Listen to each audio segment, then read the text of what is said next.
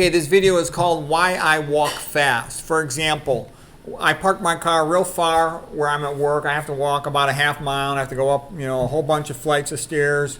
I carry a 25-pound backpack full of my books because I want that extra weight. It's called a bear walk for exercise. And I'll sometimes walk with people. They're like, "Why you go so fast?" And I'm like, "It's just a habit. I like to go fast." I mean, I'll slow down if I have to talk to them. But what I'm trying to say is, I look at that brief walk as a chance to get some sunshine and a chance to get a little exercise. I got to spend most of my day like an animal in a cage, just doing my clinical work.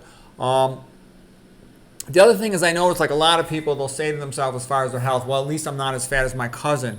Whereas I think in the exact opposite way. I have a brother who's a world champion athlete, and I'm like, I was as good an athlete as him when we were teenagers. I'm like, why aren't I as good as him? Because he kept training, whereas I got all busy and distracted with school and I stopped training. So I'm pissed off at myself. I didn't train. And I see myself getting a little weaker. I'm 63 now than what I used to be. I can do 56 good form push-ups. That's what I did just a couple days ago. But what I'm trying to say is I'm always feeling I should do better, which motivates me to push. And so I walk fast because the first muscle fibers you lose are the fast twitch fibers, and you only recruit those into action when you are doing fast, powerful movements like high intensity interval training or something that requires some strength, intensity, or quickness. So if you want to keep the ability to move fast, quick, and strong, you got to use that ability. Whereas I see so many people everywhere I go, in public places, in hospitals, all these fat, sick, and stupid, weak old people. I'm like, oh my God, I don't want to be like that. And it's not easy to hang on to your health. You have to push yourself to maintain your strength, to maintain your mental sharpness, because otherwise the default setting is to become fat, weak, and stupid in an American society. And that's what happens to most people pretty rapidly in their mid-50s to early 60s.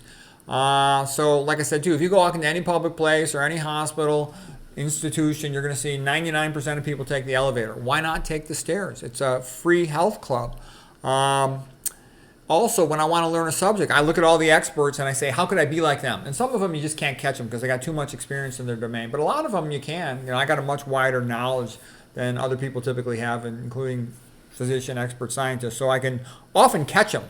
And it's fun to try to do that. So what I'm trying to say is, I think you become happy when you know that you're doing the best you can with your abilities and your social, financial, opportunity context.